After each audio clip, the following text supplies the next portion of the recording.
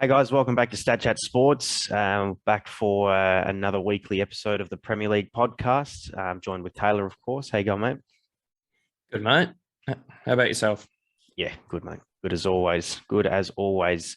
As we like to start these off, jumping into the title race, but we're going to change it up slightly because at the weekend we had an FA Cup semi-finals. So I think that's a bit more important to talk about there. We're going to start at City and Liverpool. That was the first game on a Saturday night. I believe it was Saturday. Um, Liverpool ended up coming out with a 3-2 win, taking a step to another final. The road to the quadruple is still on. How did you see the action, mate? Oh, that first half, yeah, you'd be hard pressed to find another dominant half in a Liverpool City game like that in the last few years. I know back in years gone, we've seen that kind of thing before, but in this new rivalry, and with City and Liverpool being the two elite teams in the EPL at the moment, it's we haven't seen anything like that first half. Given there are a few missing from that City team in that game, it probably comes with an asterisk. But yeah, it was dominant from Liverpool. I haven't seen a half like that in a while. No, I agree. Is looking back on it now, is that, I mean, Pep's obviously looking, well, you'd think he's looking back at that and thinking maybe wrong decision to rest a couple of players there, but I mean, it's an FA Cup semi-final. Is that the point? Did it get to the point for City where they almost didn't care? Do you think they're caring about more about Champions League? And then that's why maybe like I know Walker was injured and De Bruyne was injured. Um, but I mean they shuffled the team quite a bit from the Premier League tie. Certainly you would say they played a bit of a weaker team than what they did in the Premier League, but it almost seems like they almost put that FA Cup tie at a bit of a third pole position behind the Champions League and the Premier League. Yeah, look, there's no doubting that they've been the most successful domestic team in England for the last few years. So they need to prioritize European competition and of course the league. So yeah, I think they've kind of put it on the back burner.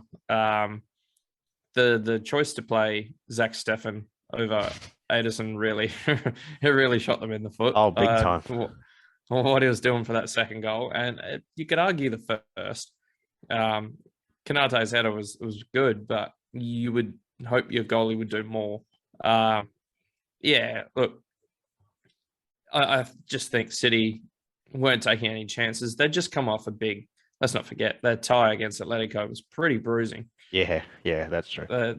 Those Atletico are an intensely physical team, so um, something had to give, and obviously they've got bigger fish to fry than the FA Cup. And Liverpool obviously haven't had the success I don't know how long it's been since they won the FA Cup, but it's been a while. Been a while. So I think, given the position Klopp was in, able to rotate the side through Benfica in the second leg, I think he would, he'd be pretty happy to prioritise the FA Cup at this point.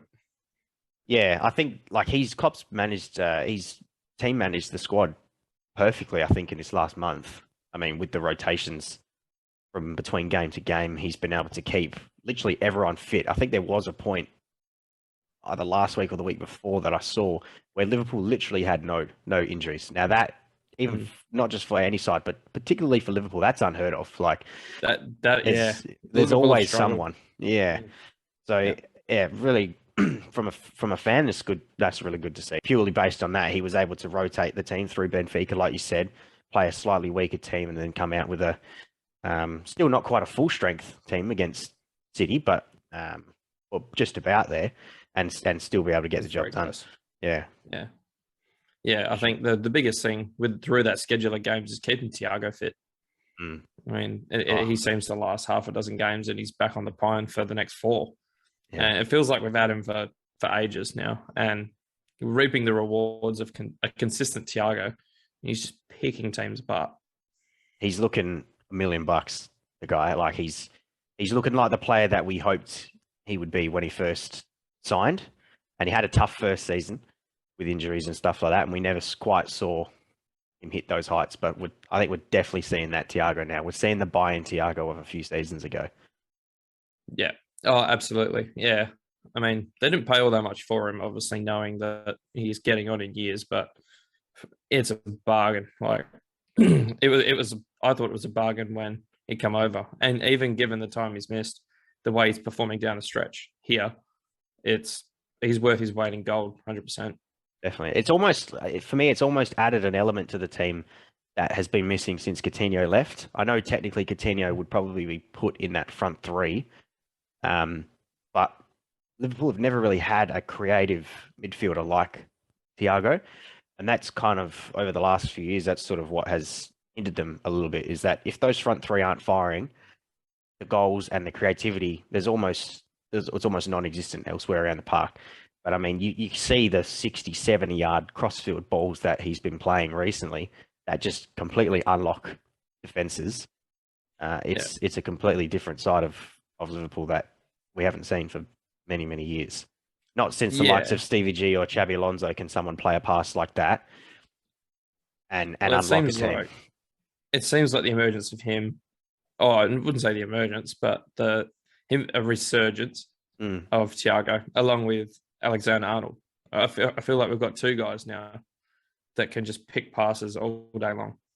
Yeah, Alexander-Arnold's crossfield balls are a thing of beauty. When he's on, there's probably a handful of players, including Thiago, that in his league. That's the first spot. It sets up a classic again. Sets up a replay of the Carabao Cup final because Chelsea won their tie as well against Crystal Palace. They're probably expected winners there. I didn't catch too much of it, but I know there was a couple of nice goals in there from Chelsea's point of view. But look, we're getting a replay of a Carabao Cup final, which in its own right was a classic too. Yeah, let's hope we don't get the same kind of tension and the result, because that was awful. It was too much to watch. I don't think my ticket could take that. that was hard. But it's sure to be a really good match. Chelsea on their day are just as good as anyone. If they're purring, then they're going to be a huge mission. But I'd have to think that in Liverpool's current form that they go in as favourites. Yeah, I think they would as well. And I think, I mean, we've seen the two matched up before. Obviously, the Carabao Cup final went to penalties. But I think on the day Liverpool were probably better. Even in the league, they've played up some classic matches. So it's going to be a good final. It's going to be a good final. I mean, this was the competition out of the three remaining that we considered Liverpool's run to maybe end for that quadruple. This is the one we sort of expected them maybe not to win. I mean, they've proved us wrong by beating City, put themselves definitely in pole position. So, yeah, you've definitely got to expect them to be favourites at this point. Yeah, well, I mean, everything's just opening up for Liverpool, and it's kind of, if they can't do it this season, will they ever do it? Probably not, because I mean, there's a mission to be finished in the Premier League, considering that their destiny isn't in their own hands. But I mean, I don't think they're going to get a better run at the FA Cup, the Champions League, all of that. It's all just looks a bit, I wouldn't say too easy, but good luck finding an easier run. Yeah, it can be looked at that, and I've seen a few things thrown about their Champions League run in particular, that they've had maybe an easy run in air quotes. But I mean, you've still got to you look at the teams they've got to come across. You know, they came out of the group of death, as that group was labelled, winning every game, and you know, they've beaten some quality teams along the way. So yes, they might on paper have had an easier run, but by no means is it easy. They're just the informed team in Europe at the moment. It's simple as that. All right, we'll get into the Premier League action now, which is what we're here for. Bit of a hodgepodge weekend this week because of the FA Cup. There was some lots of games played on the weekend, but also quite a few in the last couple of days here midweek. So only Liverpool have played so far. They played. We get to talk about them again, but they played United. We get to we love it. We love it. But yeah, no, they played United. I mean, look, that rivalry is, you could say, in contention to still be the biggest rivalry in England at the moment. I know Liverpool City's sort of thrown around these days a fair bit, but I mean, Liverpool absolutely trounced them at Anfield. To be honest, that's kind of what I was expecting, but from United's point of view, they were shocking again. Yeah, look, I expected Liverpool to win this, but I just thought United might offer some more resistance, just a little bit of resistance. You thought they would have learnt their lesson in the first tie. Well, 9-0 aggregate score over the two legs or the two matches, the home and away matches. Like, have they not taken anything from being battered at Old Trafford? And it's just awful. I heard a quote from Rangnick during the week, and he reckons it'll take 2 to 3 windows, and they can be somewhere around Liverpool. He reckons that's all that's going to take. Is that? I've never heard a bigger load of bollocks in my life. You think it's going to need more? It's this United side. We'll look at where Liverpool were before Jurgen Klopp. I don't think United are that bad. There are some class players. There's quality in the team, yeah. But there are still quite a few pieces, and Liverpool have done very well and have hit on just about every transfer that they've made. If it's not every, it's 75% of them, which is a damn good success rate. Ten Hag is going to have to come in and is just going to have to hit on every transfer, nail it, and turn this team around to be anything like Liverpool within 3 windows. He's got his work cut out for him. That's ridiculous. So for Rangnick to say that, I think, is just ridiculous. I agree. As of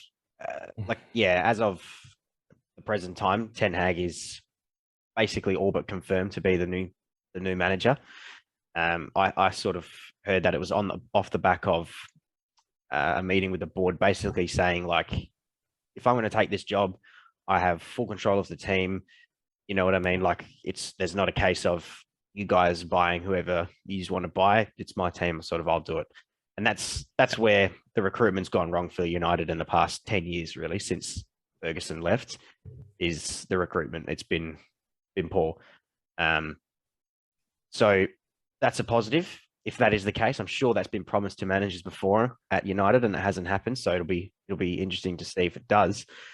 But yeah, he's got just about full rework to do to that team. There's probably very few players in that team that he would be more than happy to keep. I've even heard him say, well, I've heard a report. I don't know where it came from, but I've heard a report that even Ronaldo's not in his plans and that he is got no problems at all giving him the flick when he comes in. And I'm looking elsewhere around the pitch. I can't see Fred hanging around in that side for much longer. I can see Donny van de Beek coming straight back in, given ex-Ajax player himself. So that's good to see. Probably the entire back line, really, for me. One in particular, Harry Maguire. I think he gets stripped of the captaincy to starters. Stripped of the starting 11. Yep. Surely. On him, he had an interview not too long ago, and the question must have been asked about his form or something along those lines, and he comes back with, "I must be doing something right for all the managers that I've played under to keep playing me." And that comment just shows the professionalism, I think, for me. Yeah. Like, you're being played because you're the captain, and they're probably being told by the upper hierarchy that you've got to play this guy. He cost us 80 million. He's a freaking world record. You know what I mean? And the managers just haven't had the balls to do anything about it and drop it. Yeah, exactly. The only reason he's being played is because management and the owners want to save face. They don't want to admit they've stuffed up. and spent 80 million bucks on a complete dud. Yeah. Yeah. Like he's just that's all it is. He's not playing. I would put him. He wouldn't get a game for any of the top 6 teams in the league at the moment. No, I don't think he would. He wouldn't start for any of them. You put him, maybe send him back to Leicester and he might get a gig, but it's just not a chance he fits in any of those teams. And I wouldn't even call him a $30 million defender, let alone an 80. So it just baffles me that terrible. Yeah. It just baffles me that when he came in, there was genuine talks from United fans that he was a better player than Van Dijk for the price tag, and it's just like, I mean, they couldn't be more wrong, really. Nah, and there's been that many defenders that have come in, and you got Ruben Diaz, Laporta, Canate. I would is a top centre back. Probably being a little bit biased there, but I think he's shown in the last month or two that he is warming to the Premier League. And yeah, United just look silly. It's borderline ridiculous. So just quickly, if you were Erik ten Hag coming in that team, who would you keep? They're going to have to keep Bruno Fernandes, considering they've signed him till 2027. I wouldn't keep Ronaldo. I don't think you can, looking forward. I think the team needs a philosophy change. Maybe you could keep him, but he can't be the focal point that he is at the moment. He can't be the be-all and end-all, because 2 years' time he's gone. Yeah, you're building for the future. He can't be the centerpiece. It's a tough one. I think Rashford's got to be kept. Okay. There's definitely something there. I mean, we've seen it. I just think he lacks confidence, and maybe Rangnick isn't getting the best out of him. Sancho? Yeah, Sancho. Yeah, Alanga's been quite good lately. I think he's someone who can be a piece who can be kept. De Gea, I think, should stay. He has a howler in him, but he's also quite good when he's on. Yeah. Maybe Wan-Bissaka stays. Yeah. Okay. You maybe. Yeah, and that's probably Fred can go. Obviously, Van de Beek comes back, and I agree. Ten Hag will use him. He should. Yeah. Yeah, but Pogba goes, sell him. Just the money he'll fetch. He'll fetch a pretty penny, so you might as well cash in on him. Yeah, I think Pogba's gone as well, for sure. I mean, he didn't last long, picked up an injury in the game, and he was getting some boos and some cheers from the United fans on his way across the pitch. So at that too, and he didn't really care too much. So I get the feeling he's not enjoying his time. I think he's just laughing, thinking, I'm out of here in a few games. Doesn't bother me. He'll be on to bigger and better things. Someone will take him. Probably go back to Juve. Who knows?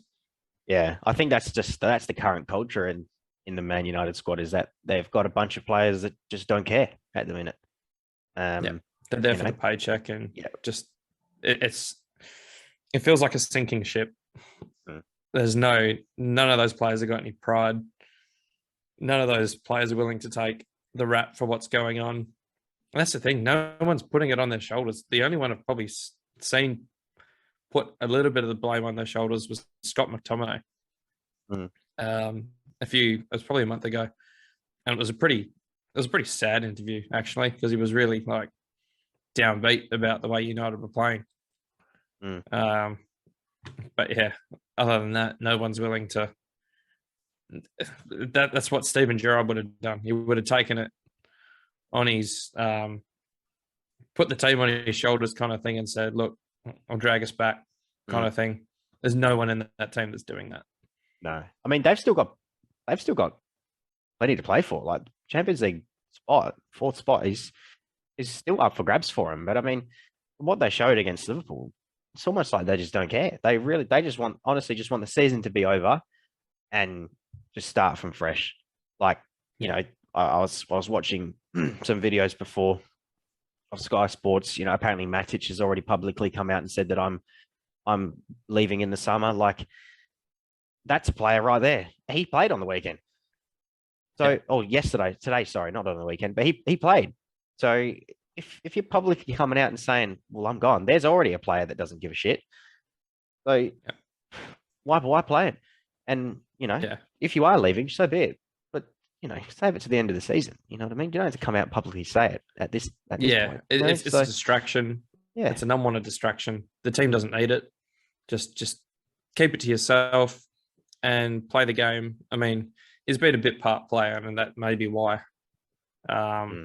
But still, I feel there's no need to really make that public. It's a distraction.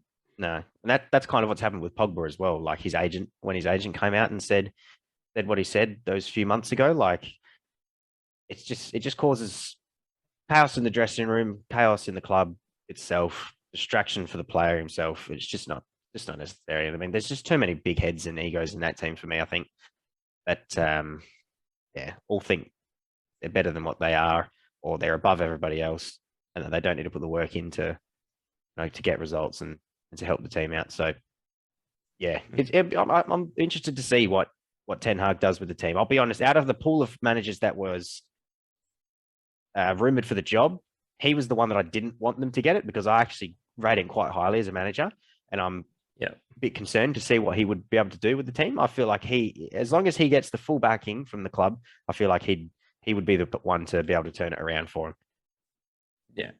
Yeah, I think, and that's kind of where I think it's going to take more than a few windows to turn this club around. Like you said before, the too many egos, the attitude. It takes an attitude change. It takes getting the right players in. That's why Ten Hag has to hit the ground running. If he is to get this job, he has to hit the ground running pretty much straight away. Yeah, and absolutely. he's got to find half a dozen players in the club that are going to be there, or at least take him through the next 2 or 3 years. He's in for a tough job, absolutely. So, look, at the end of the day, the apprentice defeated the master of Gen pressing, so they call him. And it puts Liverpool top spot for now. Probably for maybe another 12 hours or so. City play tomorrow morning, Perth time. Brighton, I think, against Brighton. Correct. So, not an easy game. Toughie. Yeah, they've just gone and beaten Tottenham 1-0. I mean, that was a bit of a snatch and grab, but it was a I don't know if you saw the Trossard finish for Brighton. Nice little dink. It was a nice little goal. Yeah, they're a threat. They're definitely a threat. I mean, they've taken points off of everyone in the top four this year. I mean, they've just beaten Tottenham. They beat Arsenal last week. They've drawn against Chelsea. They drew against Liverpool as well earlier on in the season. And at this stage in the season, a draw is could be enough to decide the race. So, not a shoo-in City at all. So it'll be interesting to see.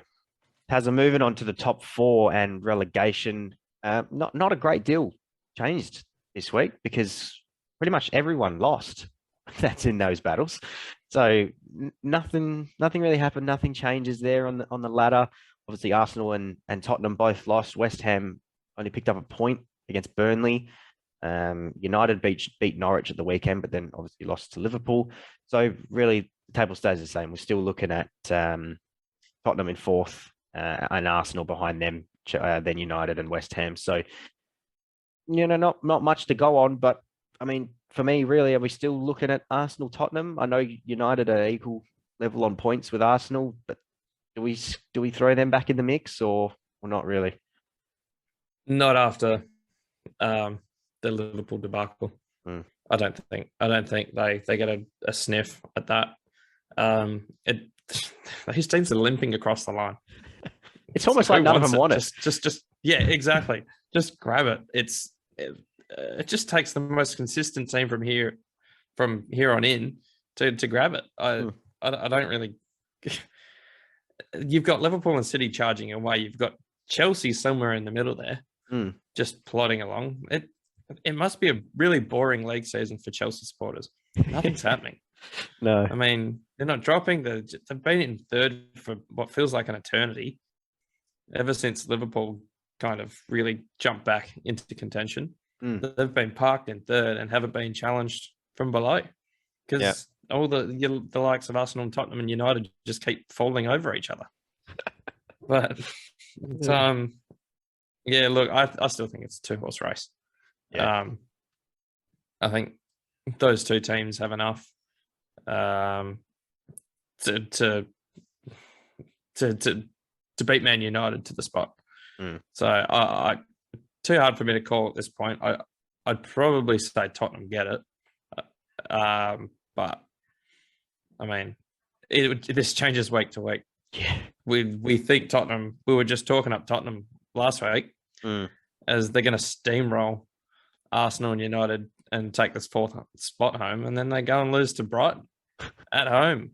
Nonetheless, I'm pretty sure it was at home. So I don't have it in front of me. I think it it might was at have Tottenham been. Hotspur Stadium. It's just like it's impossible to read. They sound like idiots from week to week. Yeah, no, they're not doing us any favors, that's for sure. Not at all. I'm really glad we're not doing those predictions anymore because I'd look like a tool. Yeah, I do. No, me too. As for the relegation, is much of muchness as well. I mean, Watford and Norwich both lost, and as we mentioned, Burnley gained a point. That doesn't change a lot for them. Everton play in the morning against Leicester, so probably going to lose that as well. Let's be honest. So overall, bit of a stalemate this week for the Premier League table. I don't know if you saw Max Cornet again. Oh, his penalty. If only. I mean, he's done some really good stuff this season. Oh, yeah, definitely. Let's be honest. But if he just hit a sitter and put the penalty on bloody target, Burnley would be just about clear. Yeah. Everton would be in that drop zone, and Burnley would be on the outside looking in, not the other way around. It's such fine margins. It just shows that a missed shot here and just not taking a chance there. It probably will likely cost them Premier League status and the hundreds of millions of dollars that come with it. Everton to play this morning, so yeah, that'll be very interesting to see. Is Leicester away or home this fixture? It's a Goodison. So that for me bumps them up a little bit, but I don't know. I still can't really see them getting it done, to be honest with you. To end the podcast today, we're going to do something a little bit different, something a little bit interesting. We've done one of these on our AFL podcasts, but Tazza, you're going to take over from here. I'll pass it to you. You can explain what we're doing. All right, Professor Taz is back. If you have tuned into our AFL videos, I'd like to do a little bit of a grading, see where everybody's stacking up from time to time. In the AFL, we do it monthly. This is our first Premier League grading. I will call it the final straight team grading, where we're hitting the final straight. We're almost there. We've got a few games to go, the nitty gritty. So for me, this is where I'm going to work from the bottom of the table up, and we'll see where each team is sitting from an A to an F grade. So down the bottom, I've consigned them to relegation. We're looking at Norwich and Watford, straight F grades. If you're not, I don't care how you're going. If you're not making, if you're not staying in the competition, you get an F. You fail. you haven't. You're not staying up. It's a fail. It might be harsh on Watford. I mean, technically they're not out. Neither are Norwich, but there doesn't look like there's a hell of a lot of hope for either of them. I've got Burnley at a D minus. There's hope.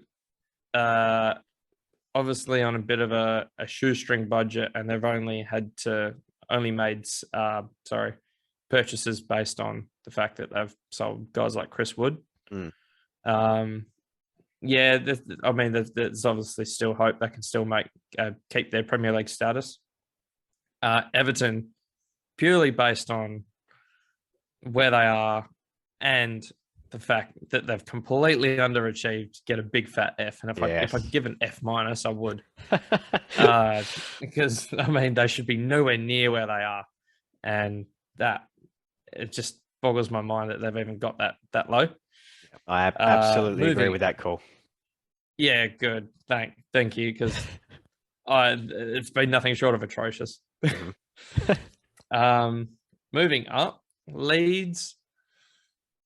I feel like I've been generous here, and I've given them a C minus. It's only because of their recent uptick in form. I mean, their form line reads loss, win, win, draw, win. So I'm giving them a C minus based on Jesse Marsh's ability, and it might just be the new manager bounce, but they're turning things around. It looked hairy. They're probably safe. They should be safe. They're 8 points clear of the zone with 6 games left. You'd think they'd get it done from here. So, and this makes my next one a little bit iffy. Aston Villa, I've given them a D+. I think they've got more talent in that squad to be 15th. They shouldn't be 15th. They should be sitting closer to the mid-table. And Gerrard did get that new manager bounce that Jesse Marsh is probably getting out of Leeds, but that's gone. Yeah. I mean, they've lost their last 4 straight. So things need to change quick. Like I said, they'll avoid the drop, but Gerrard's going to want a pretty good turnaround at the start of next season. Newcastle United, I'm giving them a B minus. I think seem a bit high for some. I know, yeah, but their turnaround has been nothing short of unreal.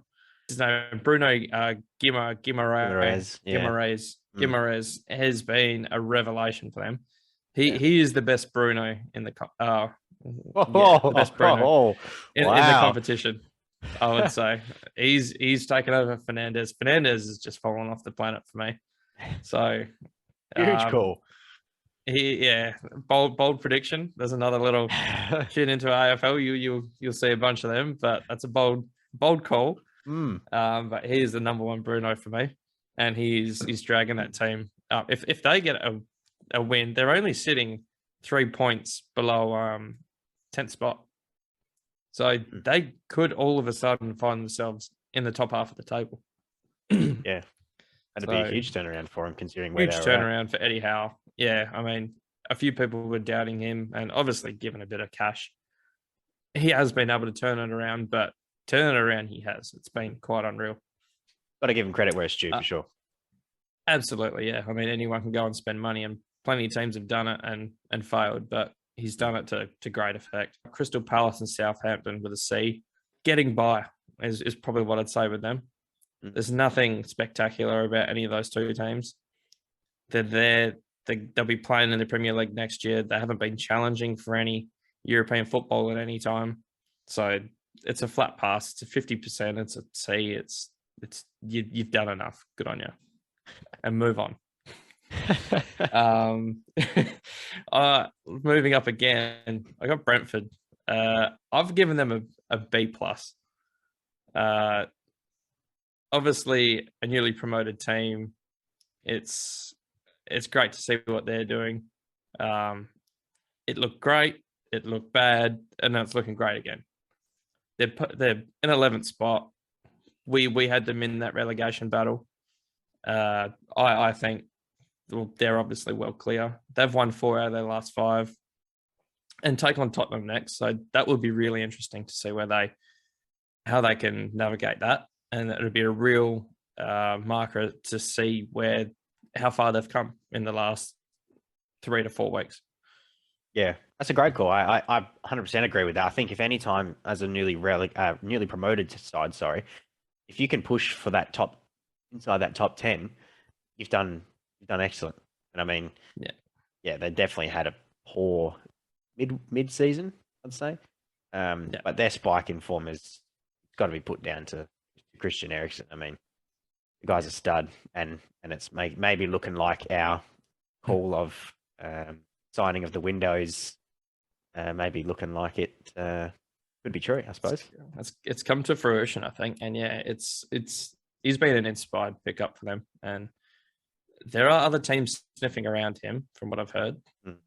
But I really hope he stays at Brentford because they've given him the chance, and I hope he honours that. Mm. Any conjecture about that bottom half? Are you happy with that? Yeah, no, I wouldn't disagree with anything you said there. I think it's pretty much spot on. Yeah, I like the Newcastle call, even though they are sort of still down there. That all comes down to their start to the season. They've certainly turned it around, and I think I think a B or a B plus, whichever one it was, is certainly warranted. So, no, I have got nothing bad to say about any of those, mate. Looking into the top 10 now, we move on to Brighton and Hove Albion. I've given them a B minus. Same thing. I mean, I've given Palace and Southampton a C. I've bumped Brighton up. They're the best of those mid-tier teams at the moment. I wouldn't put Leicester there. I think they're better than that. I think they're in that next tier for me. Mm-hmm. Regardless of their results, I'm looking more at their team. But what Brighton have been able to do is pretty good. And they get that rating for that reason. And I've given Leicester a D based on what I've just said. They're underperforming. I mean, Brendan Rodgers was in the talks, from what I heard. It was briefly considered for the United job. So until Leicester took that pretty drastic decline this season. Mm. So I don't know what the go is there. They've got star players that just aren't performing, whether it's the manager's role, whether he's having a role in that.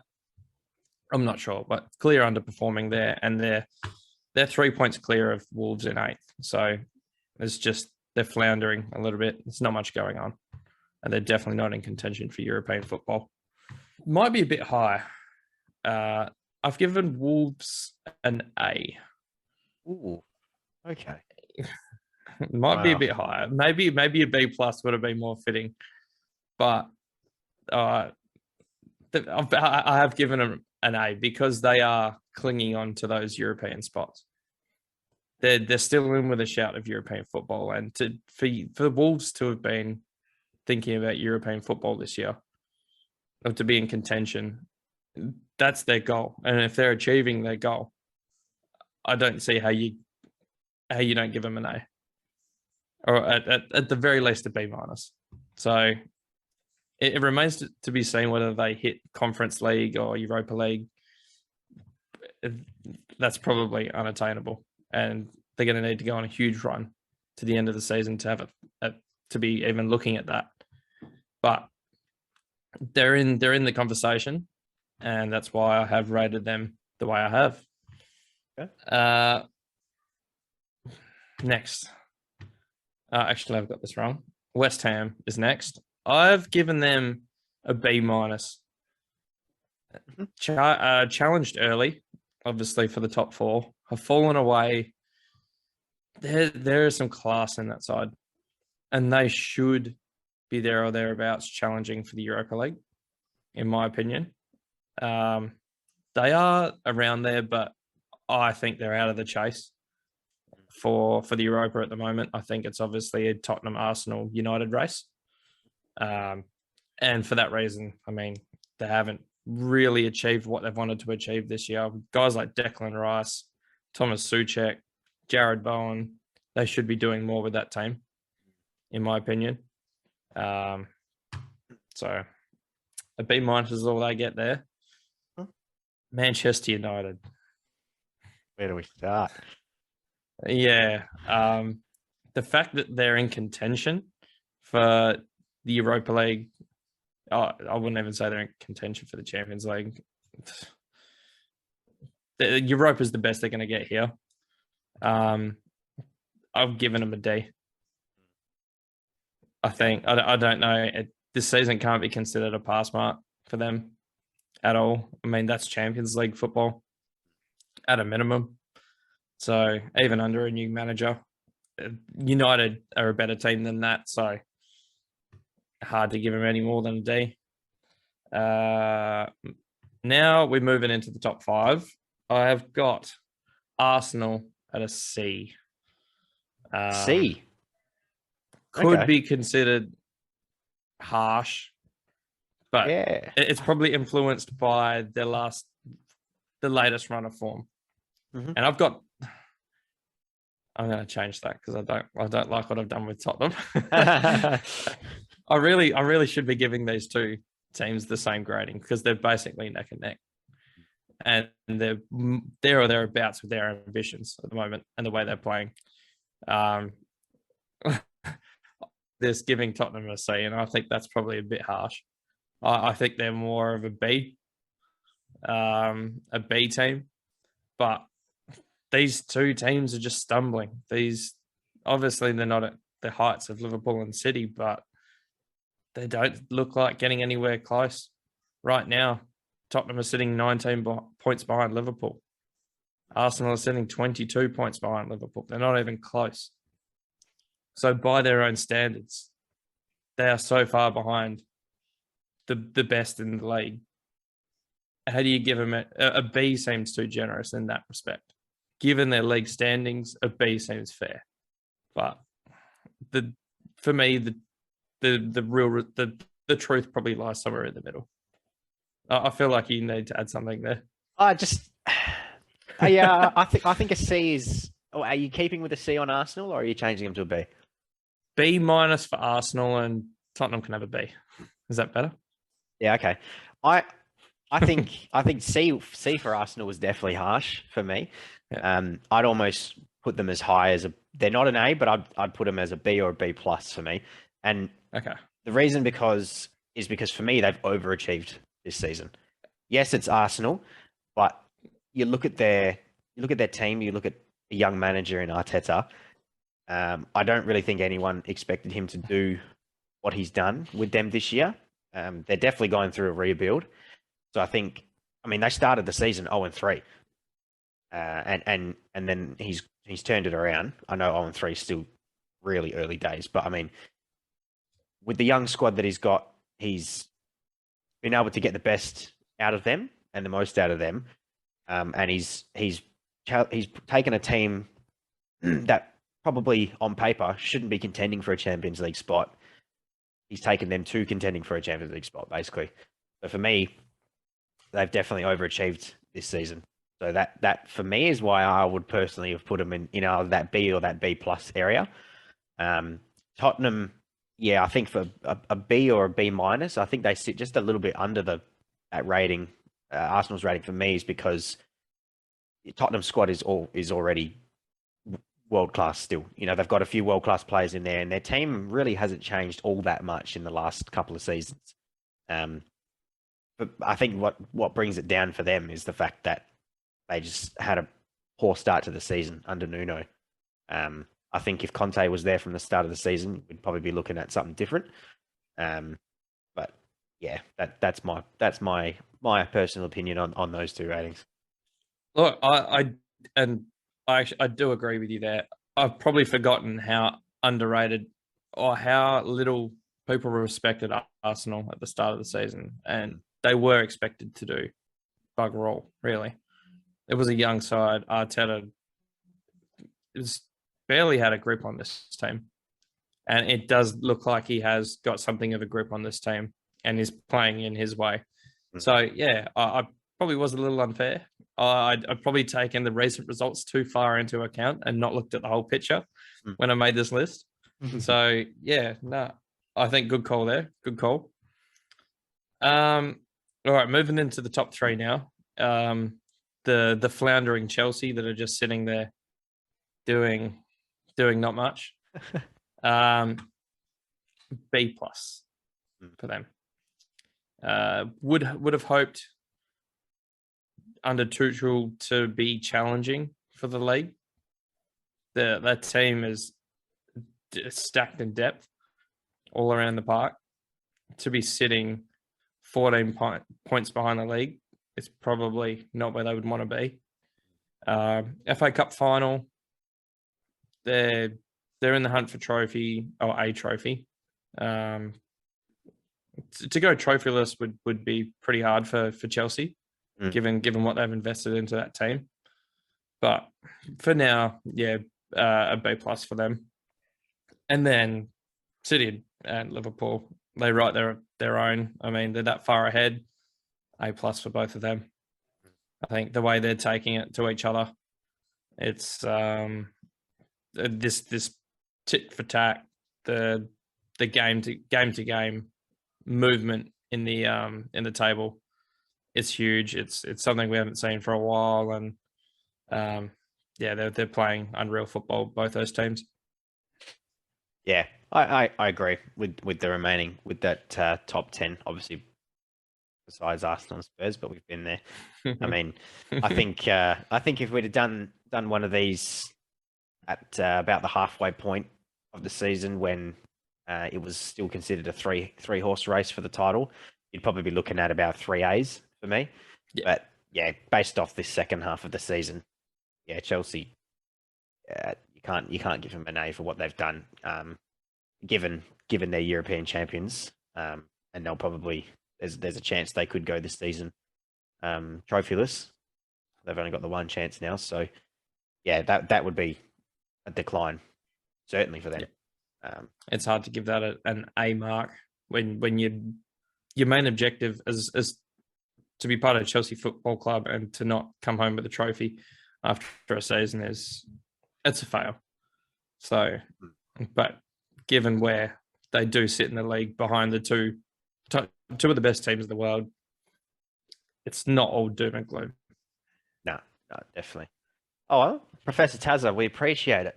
I like the calls. There's a couple of big calls in there, but this is what it's for. Create a little bit of controversy, I suppose. If you was watching and you follow a team and you aren't happy with where Professor Tazza graded your team, make sure you let us know, and feel free to rip into him if you disagree. Please do. I encourage the banter and the conjecture of my decisions. Of course, mate. Well, we appreciate you closing it off. That's all we're going to have time for today. So thanks, of course, for joining as always. We'll be back again next week. Plenty more to talk about. So if you like the video, give it a like. It helps out the videos a lot more than what you might think. Make sure you subscribe to the channel to keep up with all the content, and we'll see you next time.